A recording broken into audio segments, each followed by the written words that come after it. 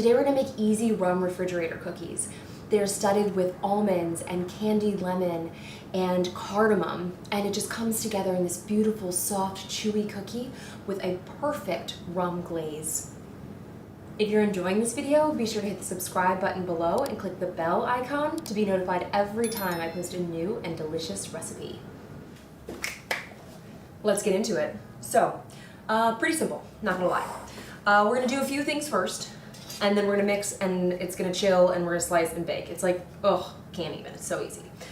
So this is my granulated sugar, and I'm gonna go ahead and just zest about half of this absolutely ginormous lemon into it. So if you had a regular sized lemon, then it would be about a lemon. But this thing is, it's mammoth. Really big. Okay, go ahead and get that in there. And then we're just going to kind of like massage it into our sugar. This is just to release the oils from the lemon zest and really just kind of start that flavor train going. And again, if you forget to do this, you can put everything together in the bowl. It is not a big deal, but this will give your cookies just a little bit more of a lemon flavor. So let's go ahead and just like whisk together our dry ingredients real fast. I feel like I'm missing butter. Yeah, I'm definitely missing butter. Hold on.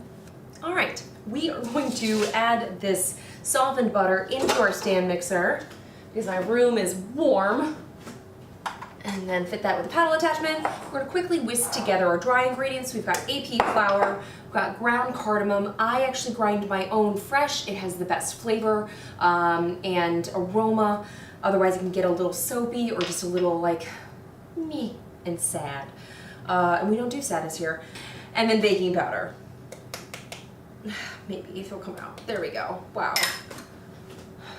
Okay. Whisk it together, not vigorously, just, you know, it looks like there's no cardamom, but cardamom is such an intense flavor. And when it gets kind of, you know, hydrated by the rum and the eggs and butter and things, it's going to bloom and you're gonna be like, whoa, cardamom. Where have you been my whole life? I know, I felt that way the first time. So we've got our butter. We've got our lemon zested sugar, which feels like an hour ago. And we're gonna go ahead and just kind of cream those together.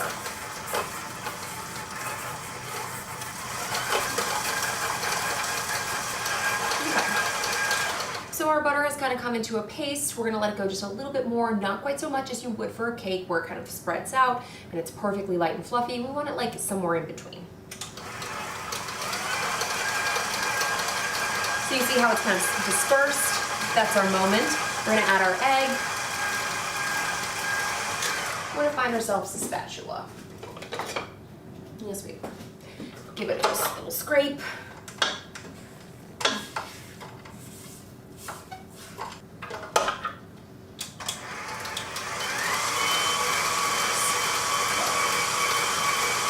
All right, so our egg is nicely incorporated, and now we're gonna add our rum. So you could use any alcohol that you choose. You really don't taste it until if you add a kind of a rum glaze to it, and then definitely taste it in that.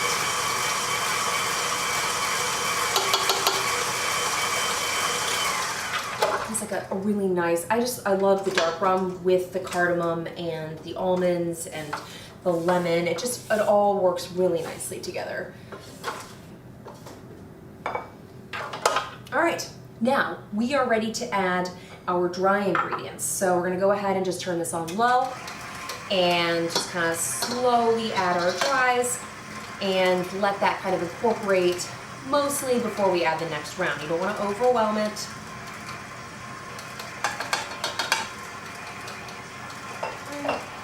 I'm gonna give it a little scrape before it's finished. Okay, so now we're gonna add our mix-ins. I've got finely chopped almonds that are blanched and peeled, and then I've got finely chopped candied lemon peel. You can buy it, or I'll drop a link down below for my recipe that's on the blog. It's really easy and just, divine. Okay, go ahead and mix those in. They seem to want to hang out at the bottom, so I'm just going to do it by hand. Just get a little stir, like a mix, if it, you know, I mean, all my almonds were at the bottom.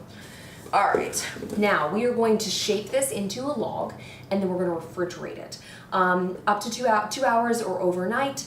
It can actually, you can make this up to a week ahead of time or even longer, and you can pop it in the freezer. I am going to grab my plastic wrap. Probably gonna have to do a couple, like maybe two logs. It depends on how big you want your cookies to be. It's totally up to you at this moment. This is where you decide the fate of your cookies. I would like medium fat. Like, what does that mean? I don't know. Like 1.5 inches. Now you're just gonna kind of like use your plastic wrap to kind of get it to be a circle. It is easier to do this once it kind of chills a little bit, because even if you perfectly shape it right now, it's going to kind of settle where it sits in the fridge. So after about an hour, I'm going to take it out, I'm going to give it a nice roll, and then I'm going to pop it back in.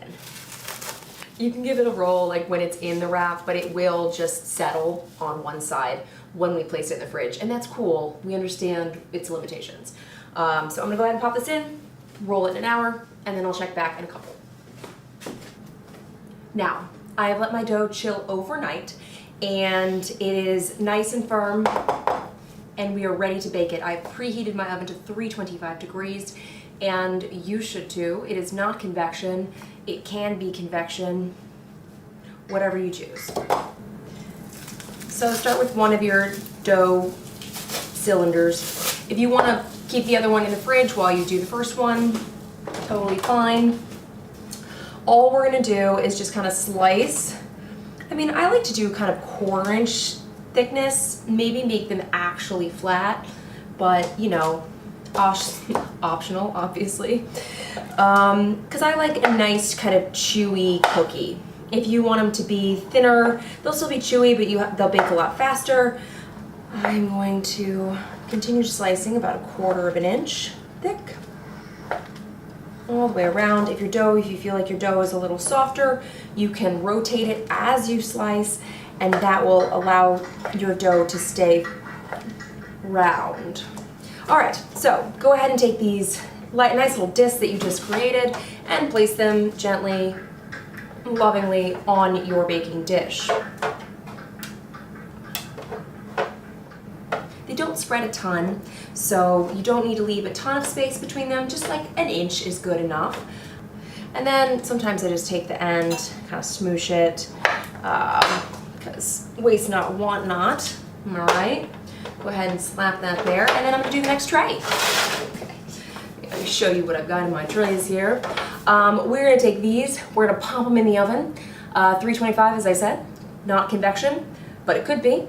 And I'm gonna every 3 minutes, I'm gonna like give a peek in there, because you know, I'm like hover cookie mom, and I don't want them to overcook or burn, or I mean, anything could happen in there. So I'm just gonna pop them in and check in 3. And we're out. Now they baked I baked mine about 2 minutes longer than I should have. So they're gonna be a little bit firmer than a little less chewy. So I baked mine about 9 minutes, and they would have been perfect around 7. So we just are aware of this. They're still gonna be delightful. But the next step while these cool is to make a rum glaze. Yes, I know. There are 2 ingredients in this glaze, so brace yourselves for the difficulty. Confectioner sugar and rum. Now obviously the rum is going to be very present in this glaze, so you should pick a rum that you enjoy the taste of. I prefer dark rum, so that's where we're gonna go here. I'm gonna start with about half of it, and just kind of, I don't want to pour it all in and just expect everything to be the same as it was last time, because sometimes, I don't know, it just isn't. So go ahead and just give it a little whisk. I'm just making it in a measuring cup. You could make this in a bowl, you could do whatever you want. But now you could pour this over, make it a little thinner, and actually pour it over everything. Or what I'm gonna do is I'm gonna grab a piping bag and I'm gonna make it, you know, as close to perfect as I can. Okay, so you see that the glaze, that was 1 tablespoon. So you see how it runs nicely, but it's still a bit thick. That's what we want because we don't want it to kind of spread everywhere. We want it to hold its shape on the cookie. Just looking for something to put this in. Doesn't have to be anything specific, but just something that can hold its shape while we pour our glaze into it.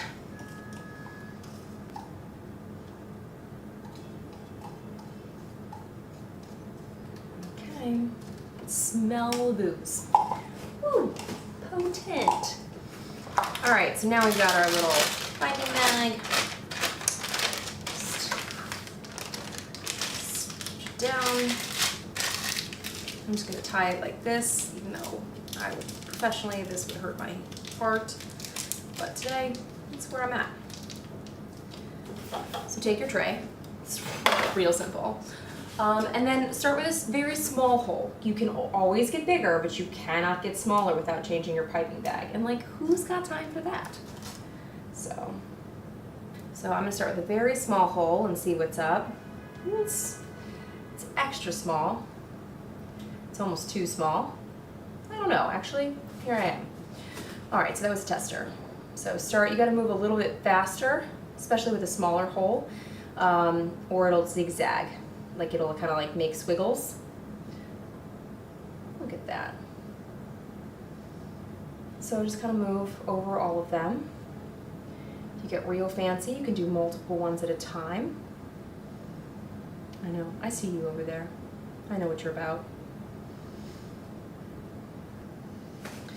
All right, we'll do the same thing to the other one, which I'm not gonna show, but because. And we're done. I feel like I was just on a cooking show. It was like being timed. Okay, and now we're done. So now the glaze just needs to set and sit, which should actually happen pretty fast because it's only confectioner sugar and that kind of sets really fast. So we're just, we'll give them a nice soft 10 and then we'll dig in. Guess what? It's time to try. It has been a soft 10. Very soft 10. And we're ready to dig in because the cookies are cool and if the glaze gets all over, who cares? It's just you and me.